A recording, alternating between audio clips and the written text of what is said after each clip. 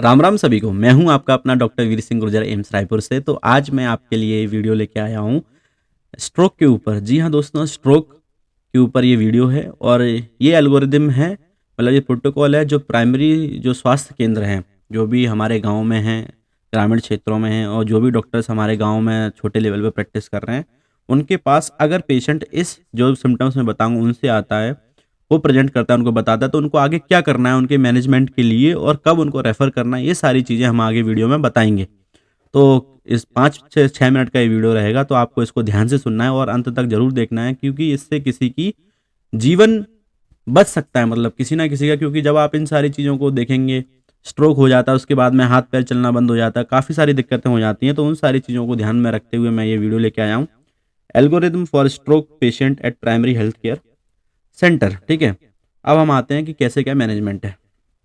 मान लीजिए आपके पास एक पेशेंट आता है, ठीक है?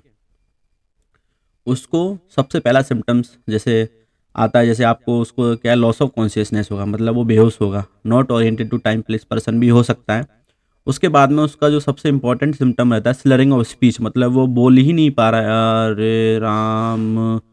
आप होंगे तो हरे राम बोल देंगे, वो बोलेगा हरे राम, मतलब ऐसे स्लरिंग ऑफ आवाज़ उसकी लड़खड़ाएगी काफ़ी।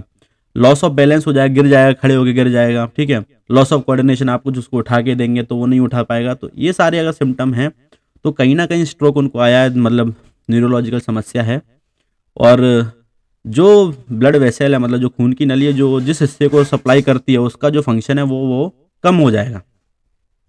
तो हम आते हैं कि ऐसे पेशेंट पे आपको क्या करना है, कैसे उसको मैनेज करना है और कहाँ, कब, किस समय पे उसको रेफ़र करना है आगे के लिए।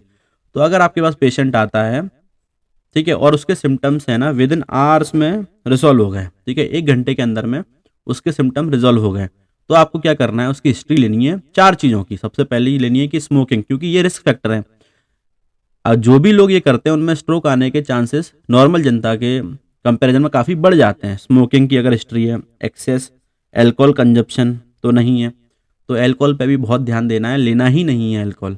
अगर जिनको ऐसे सिम्पटम्स, मतलब ऐसा रहता ही है, कभी-कभी लॉस ऑफ कोऑर्डिनेशन हो जाता है, ये सारी चीज़, तो शराब तो पूर्ण तरह से बंद ही कर देनी है, ठीक है? डायबिटीज़ और हाइपरटेंशन, ये 4 चीज़ें अगर उनको हैं, ये पूछेंगे आप। उसके बाद में आप उनका बीपी लेंगे, पल्स रेट देखेंगे, पेरिफेरल पल्सेस देखेंगे, हाथ के अलावा और कहीं आ रही हैं क्या, पैर में आती है, फीमोरल आती है, ये सारी आपको पल्सेस देखनी है। और उनका ईसीजी ज़रूर कर लेना है एक, और रैंडम ब्लड शुगर ज़रूर कर लेना है, ठीक है? उसके बाद में उस पेशेंट को आपको जिला अस्पताल में रेफ़र कर देना है, क्योंकि उसको एनसीसीटी हेड की ज़रूरत पड़ेगी और फर्दर मैनेजमेंट की ज़रूरत पड़ सकती है आगे चल के। तो आपको इवैल्यूएट करके उसको तुरंत भेज देना है। आपने देख लिया कि अरे इसको स्ट्रोक हो सकता है, तो आप तुरंत भेज देंगे, ठीक है? उसके बाद में अगर दूसरा पेशेंट हमारे पास आता है, मतलब तो उसमें क्या है ना, उसको आप पेशेंट आया, ठीक है, 1 घंटे के अंदर में उसको है ना सिम्पटम्स नहीं ठीक हुए, परसिस्टेंट स्ट्रोक के सिम्पटम है, स्लरिंग ऑफ स्पीच है, पैरालिसिस है, हाथ पैर रह गए हैं, मतलब बहुत सारी दिक्कतें हो रही हैं। और अगर वो कॉन्शियस है, आप इस तरफ आइए, अगर वो कॉन्शियस है और अलर्ट है, ठीक है, और स्ट्रोक जो हुआ है सिम्पटम उसके 24 घंटे के अंदर आपके पास आ गया है, तो आपको क्या करना है, उसको आपको रेफर करना है अर्जेंटली, ठीक है, to a centre approachable within 4.5 hours, मतलब जब से उसको सिम्टम्स आए हैं उसके 4.5 घंटे के अंदर में आपको उसको रेफर कर देना है एक सेंटर के पे, जहाँ पर एनसीसीटी हेड हो जाए, थ्रोम्बोलिसिस हो जाए और एंजियोग्राफी की भी फैसिलिटी अवेलेबल हो। ऐसे सेंटर पे आपको उसको रेफर कर देना है। जिला अस्पताल में आप उसको रेफर कर सकते हैं, या आपके आसपास जो भी सेंटर है जहाँ पर ये सारी फैसिलिटीज अवेलेबल है, लेकिन आपको ये याद रखना है कि 4.5 घंटे के अंदर में करना ही करना है।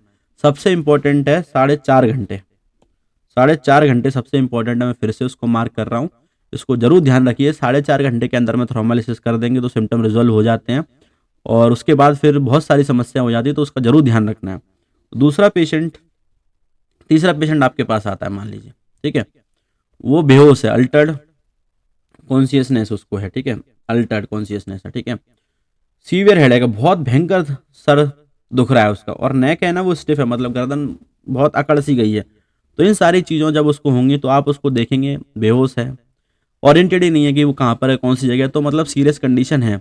आपको एयरवे, ब्रीदिंग, सर्कुलेशन देखना है, टेम्परेचर देखना है, O2 सैचुरेशन देखना है, उसका आरबीएस देखना है, उसकी पल्स रेट देखनी, बीपी देखना है। तो आपको सब देखने के बाद में आपको तुरंत ही उसमें मैनिटोल का 150 ml उसको इंजेक्शन लगा देना है, आईवी स्टेट एक बार में लगा देना है, ठीक है। उसको पोजीशन करने के बाद में आपको तुरंत उसको हायर सेंटर भेज देना है, जिससे उसका आगे मैनेजमेंट हो सके। तो जब आप इन सारी चीज़ों का ध्यान रखेंगे तो आप निश्चित ही किसी को जीवन दान दे सकते हैं, क्योंकि आप ही वो डॉक्टर होंगे जिसने वो हायर सेंटर पहुंचने से पहले उसको देखा और उसको मैनेज किया।